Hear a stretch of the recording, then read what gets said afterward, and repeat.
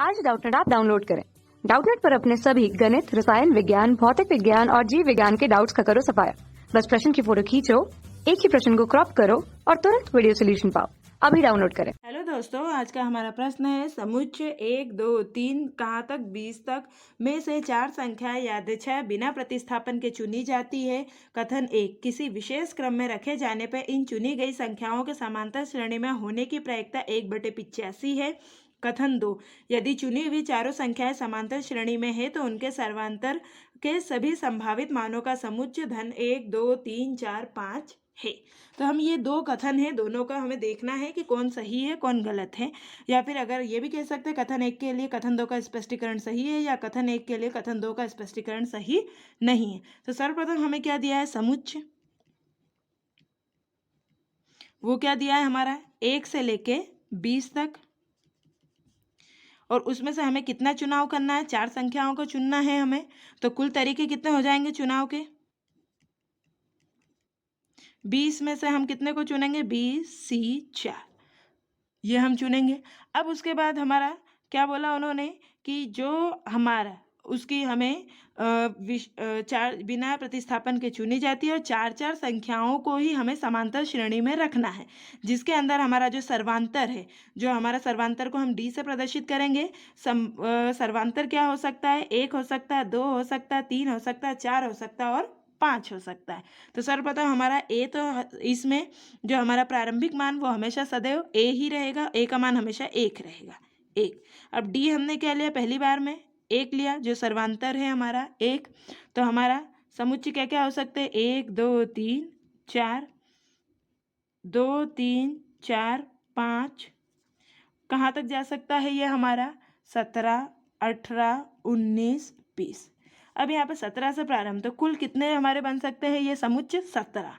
समुच्चय कितने हो सकते हैं हमारे, 17 हो सकते हैं।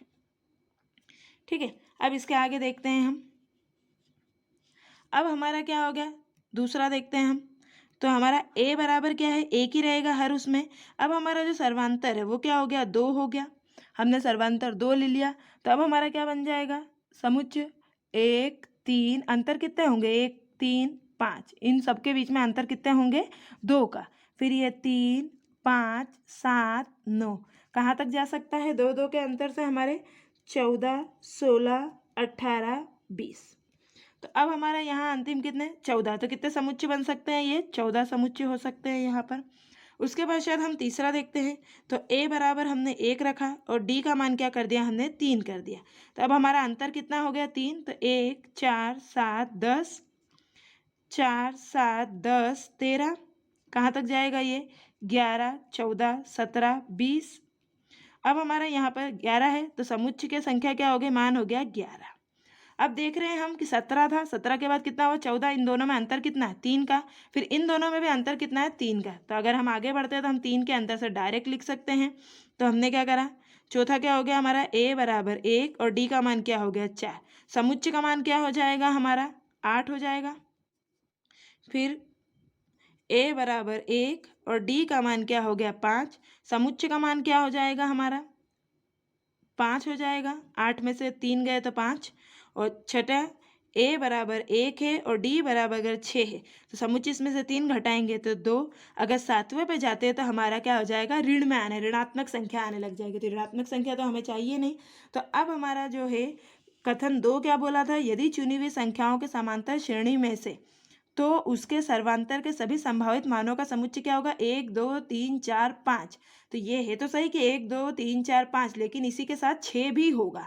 तो इन्होंने केवल दिया है कि इसी के बीच में होगा, तो इसी के बीच में ना होते हुए 6 भी है। तो ये वाला जो कथन है, कथन क्या होगा, द्वितीय हमारा असत्य होगा। तो कथन 2 गलत है।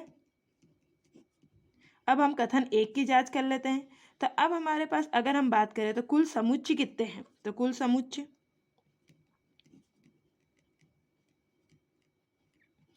क्या हो गया, 17 धन 14 धन 11 धन 8 धन 5 धन 2। तो क्या हो गया ये 57, क्या मान आ गया, 57।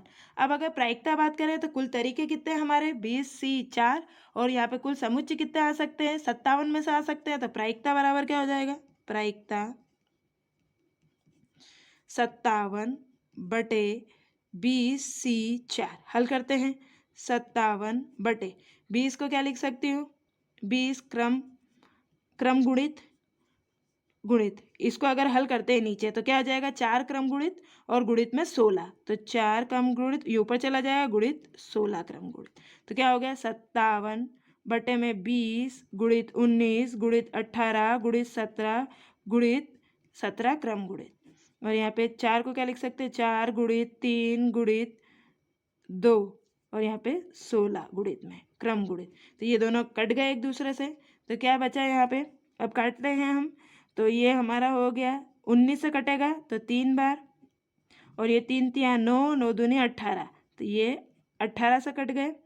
फिर उसके बाद हमारा ये 4 से कटा तो ये आ गया हमारा 5 और ये 1, तो ऊपर क्या बचा हमारा 1, और 17 में 5 का गुणा करेंगे तो 1/85, तो 1/85, तो जो कि हमारा क्या कथन क्या बोला था उसने? किसी विशेष क्रम में रखे जाने पर इन चुनी गई संख्याओं के समांतर श्रेणी में होने की प्रायिकता 1/85, तो कथन 1 क्या है हमारा? सही, तो कथन 1 क्या हो जाएगा हमारा? 1 सही होगा। तब हम देख लेते हैं, तो हमारे विकल्प कौन कौन से हैं? कथन 1 सही है, कथन 2 गलत है, तो हमारा विकल्प सी सही उत्तर होगा।